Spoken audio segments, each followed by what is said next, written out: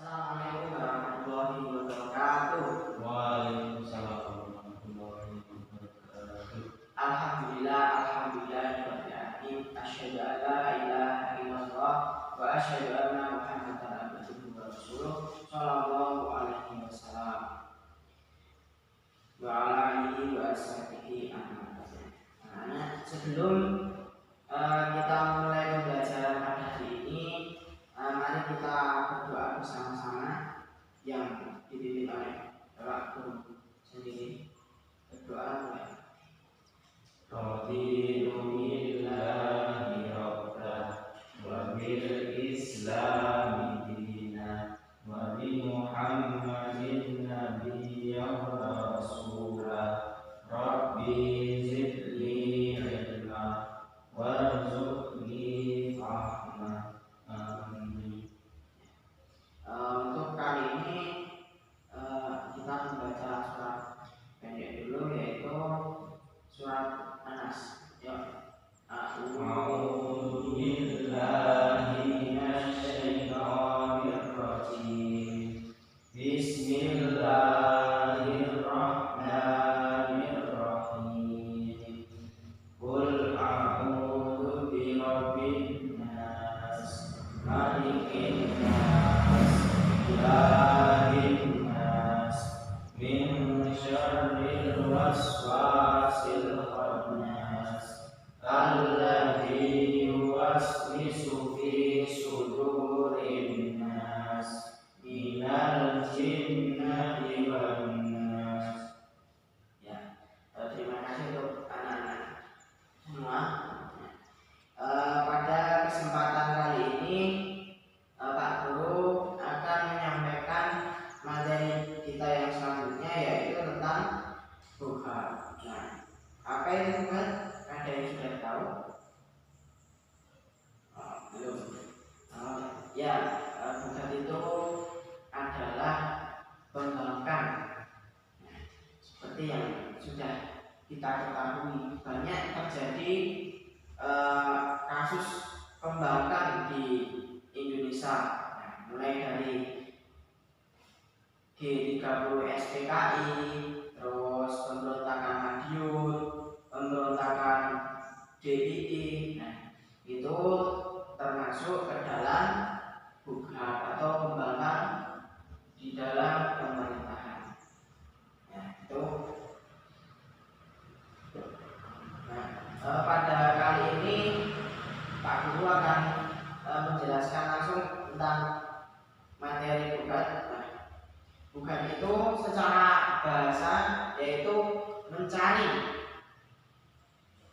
atau juga bisa maksiat melampaui batas, ataupun bisa diartikan juga berpaling dari kebenaran, yaitu zalim.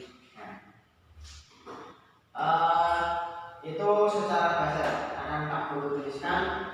Nah, ini secara bahasa bukan. Secara bahasa artinya ya itu tadi, berpaling dari kebenaran. Nah,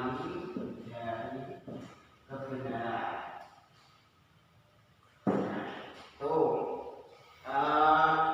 yang selanjutnya bukan secara istilah. Nah, ini secara istilah. Ada yang tahu? Mungkin sudah membaca. Ayo, apa Mas? Pembangkang pemerintahan yang sah. Oh ya, das, yaitu pembangkang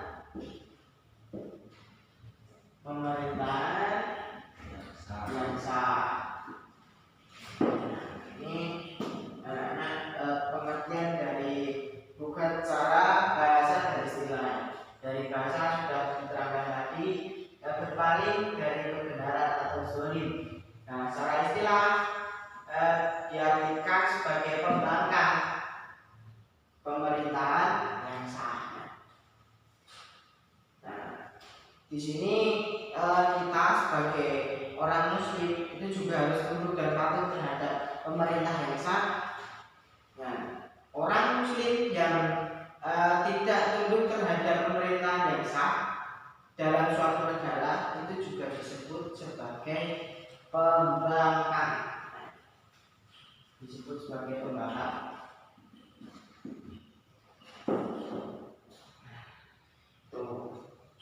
Itu dari pengertian bukan secara bahasa istilah dan orang yang dinamakan pembangkang orang muslim juga termasuk jika tidak taat terhadap pemerintah yang sah. Nah, di sini selanjutnya Pak Guru akan menyampaikan ada beberapa kaum pembangkang yang boleh diperangi. Siapa saja? Apa syarat-syaratnya? Nah, yang pertama mereka mempunyai kekuatan baik senjata maupun dukungan untuk menentang pemerintah yang sah. Itu yang pertama. Yang kedua, mereka telah keluar dan tidak mau taat lagi kepada penguasa.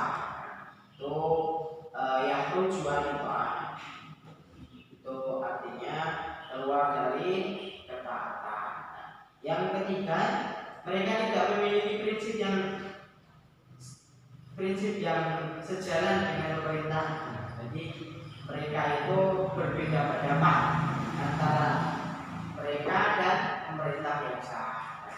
Yang keempat, mereka mempunyai pengikut dan menyetujui prinsip-prinsip yang mereka pegang.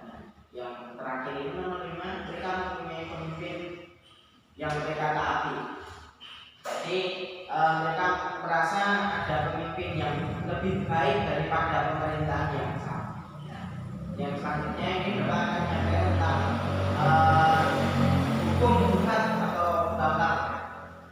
Pembangkang tidak memenaati pemerintah yang sah dan adil, maka mereka dianggap telah berbuat zalim dan memisahkan diri dari jamaah.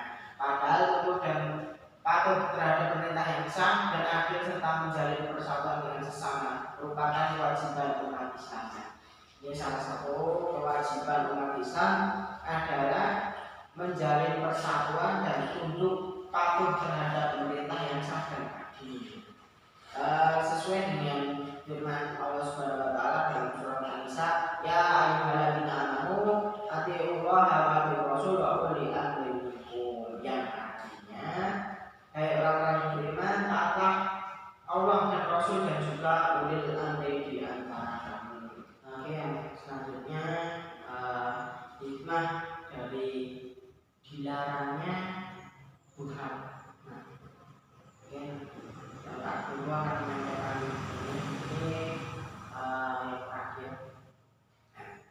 Ada hikmah di balik pelarangan bukan.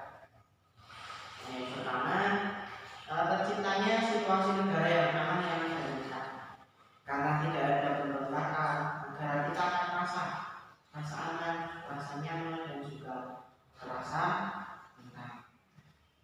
Yang kedua, hilangnya rasa was-was dan ketakutan masyarakat sebab pemberontakan. Ini juga kembali ke atas tadi, tentram. Masyarakat tidak merasa takut karena adanya pemberontakan, tetapi bisa menciptakan suasana yang tentram.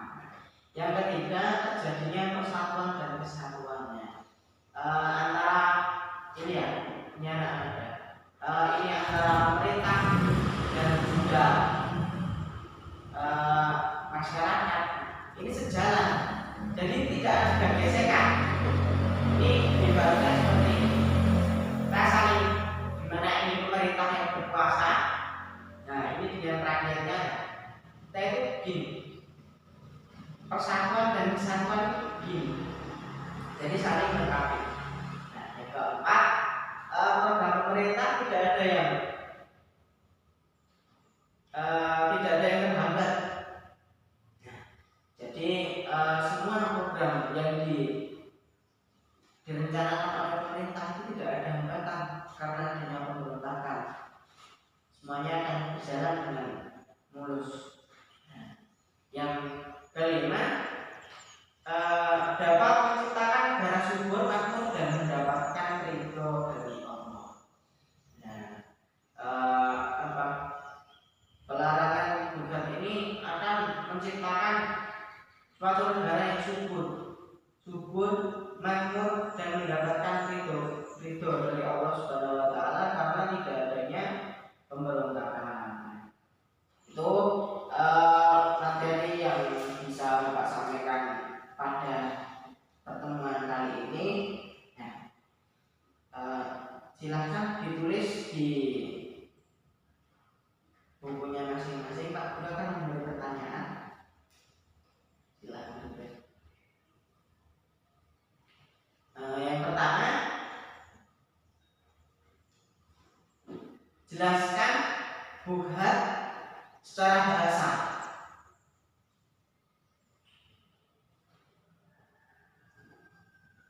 Sudah?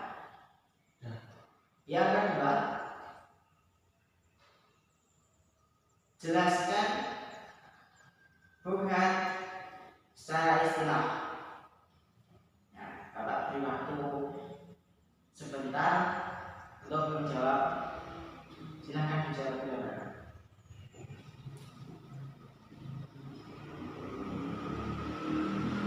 Kalau sudah selesai, Bapak akan suruh kalian untuk menjawabnya. Silakan dijawab.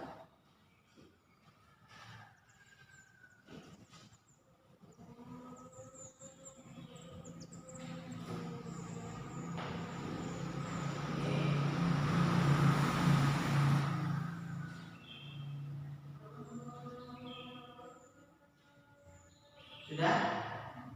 Sudah. Alif sudah?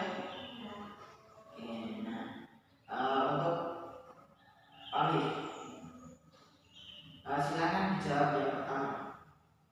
Bukan secara bahasa adalah berpaling dari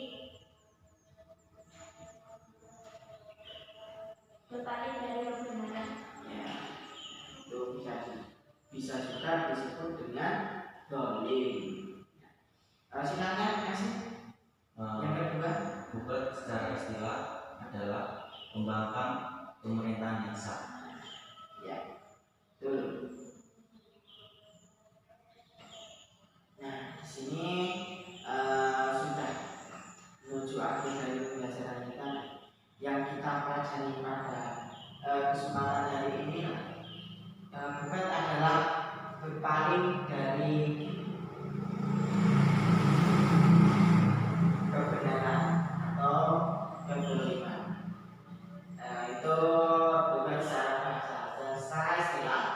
Bukan adalah membangkang pemerintahan yang sah. Jadi bukan di sini suatu tindakan yang buruk. Nah, itu. Untuk tadi ada pertanyaan. Mungkin dari mana ada pertanyaan? Baiklah, mungkin itu yang bisa Bapak sampaikan pada pertemuan kali ini.